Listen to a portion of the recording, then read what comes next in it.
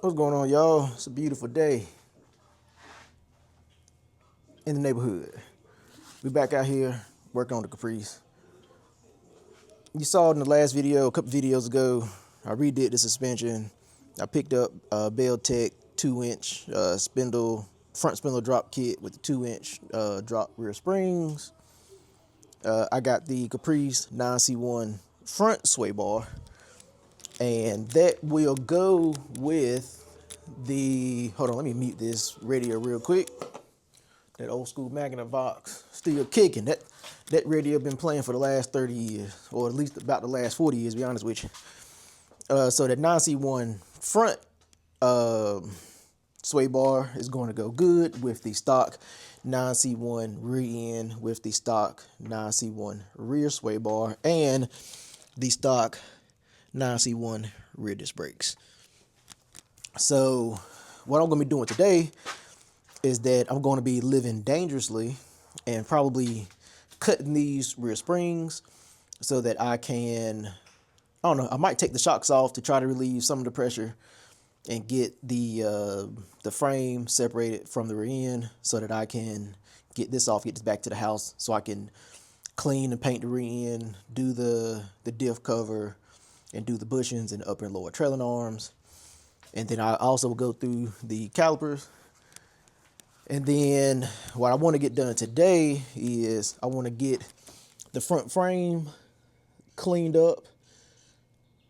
So that way next time, whatever next time is, we can start getting the front end put back on.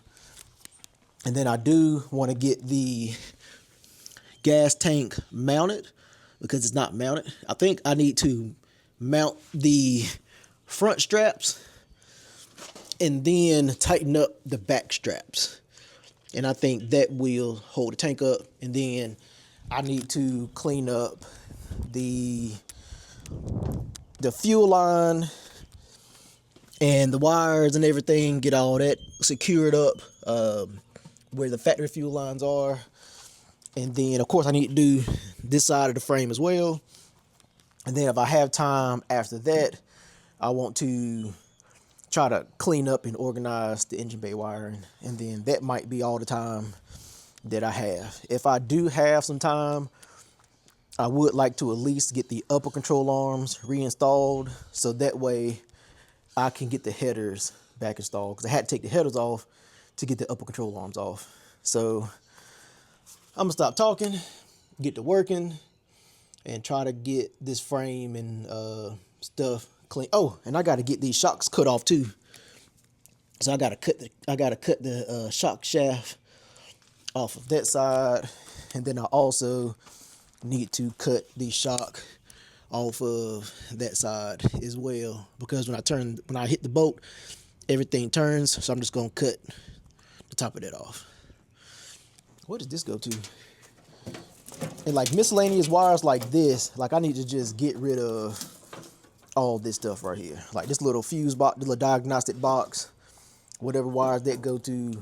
I haven't needed any of that to make this run, so I just needed the two red wires, pink wire, purple wire, so the rest of the stuff is gonna get gone. So hopefully once that's gone, the engine bay will look a little bit better than what it is.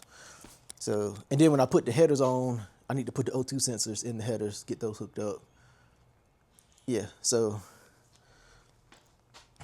I'll be back once I get this situation looking like a little bit better. I'm not going to touch the wheel tubs yet, but I'm going to go ahead and just kind of get this frame situated. So when I get the suspension put back on, that'll be good and fresh. So I got the frame cleaned up, and I just did the outside of the frame. I didn't do the top. I just did the outside right now, because this is going to be the part that's going to be hardest to get to once I get the suspension back together. I can always come back and hit that with something. So I got that cleaned up, and under the bottom, got it touched all right. And under the cross member, so I'm letting that dry. I wiped it off with some IPA, letting that dry. It ain't perfect, but it'll be good enough.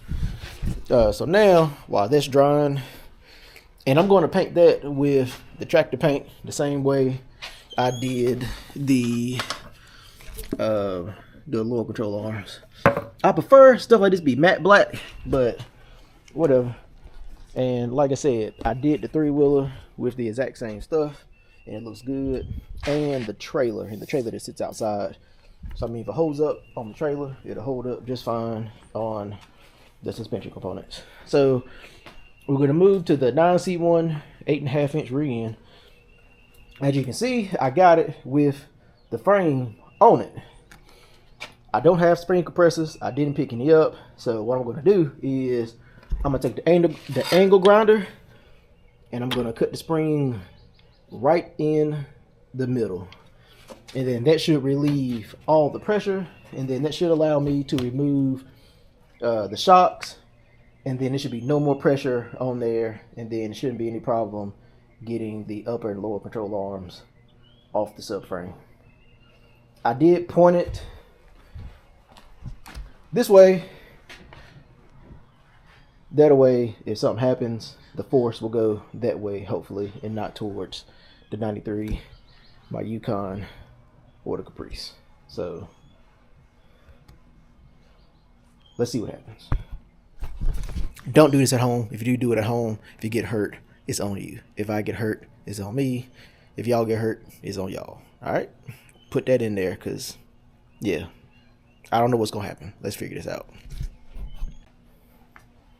And if you do this, don't stand in the way of the path in which you think it might go.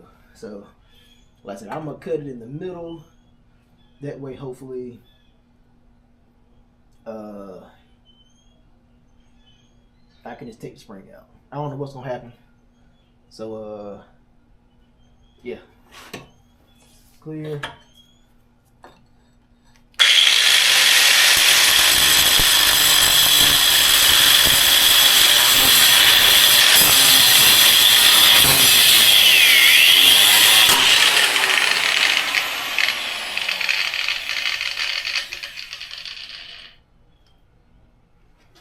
All right, that went easier than what I thought, less dramatic than what I thought, which is always good. All right, oh cool.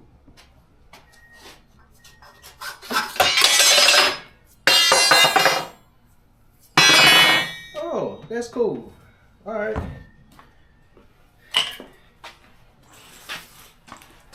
Now, just because that side went good, I'm still going to take precaution on this side.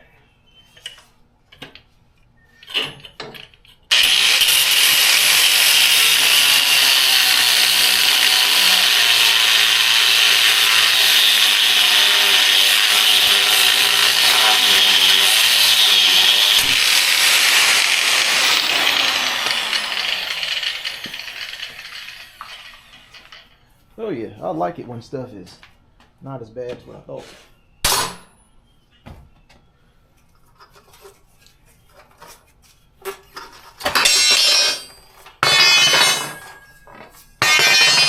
Oh yeah, that's awesome. That is awesome. All right, so the springs are out. That's really the dangerous part. It are the springs. So those are out. What was 2 is now 4. So I'm going to start unbolting. I'll be back when I get everything unbolted. I need to get the subframe off and get that drug out the way. So I need to take the upper control bolts off, that one, and then the lower control arm bolts, that one, and that one, and then the rear end will be out the same way it would if it was up under an actual car. I don't need all of this. This is gonna be, I'm gonna have a whole trailer full of scrap metal to take off once I'm done. All right, y'all. We got the 8.5 separated from the rear subframe. Just like the front suspension, I'm reusing the stock suspension. I'm just gonna put in new bushings in the upper low control arms and the bushings for the top mount on the rear end. And I think I need to check and see on my spring oscillators, because I think I only have one pair. So I should have 4 pair. I should have up and rear for both front springs and both rear springs. But I think I only have 2. So I'm going to get some more spring oscillators. And I did get the side and under part of the frame painted. So it's looking a whole lot better than what it did. It's not perfect, it's not complete, but this will be the hard to get to spots once I get the front suspension back on. So I just wanted to get the hard to reach stuff. So it looks better than what it did. And that's what I was going for. I don't really care for gloss on the frame, but this is what I got. This is what I'm using. Budget bill. So let me get this stuff off. I need to get the rear end on the trailer. I need to go get my kids something to eat because it's lunchtime. And then when I come back, I will, hopefully before I leave today, I can get the tank mounted up and at least get the fuel line and stuff secured under the frame. So we'll see in the next probably 2 hours if I can make that work. All right, y'all, it's getting late. Need to get on the out of here. But I got the 9C1 rear end on the trailer. Turn this light back on. Got the frame painted. I got the upper control arm just laying in here. What in the world? Doggone it. I'm gonna need to repaint that.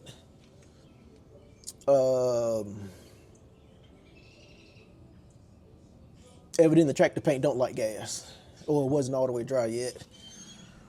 But I went to go put the driver's side in, and I forgot that I need to unbolt the power steering pump to get that on. So it's up in there. I need to take it out so it don't fall off. But I did get the gas tank fully secured under there. Maybe I'm the only one that didn't know this, but you need to put the rear strap on first, and then you come to the front of the tank and put the back strap on, and it fits under there. So the bubble Caprice tank does fit with the box Chevy tank straps. So yeah, I mean, that's pretty much all I got done today. I didn't get as much done as what I wanted to. I still don't have the fuel line secured. I still didn't get to come through here and clean up this wiring any. So my daddy came by. We was talking. We was kicking it. But then I had to get everything cleaned up and put back together. So make everything look nice like I was never here. So this is a quick video coming through here. Just kind of working a little bit. But in the coming up videos, I'll probably do maybe two videos on this. We're going to be working on this rear end. Going to be cleaning it up. Going to be replacing the bushings, and probably going to need to replace the brake lines, and we're going to be going through the rear calipers to make sure they're good to go. So I'm going to run these rear discs for now, and we'll see what comes of it when we go through it. We're going to need to replace that rear disc cover seal as well. So yeah, quick video, random stuff that need to be done. But you know, slow progress better than no progress. Somebody says that. So yeah, like everything you do, always remember, think, build, enjoy. This light is awesome. Peace.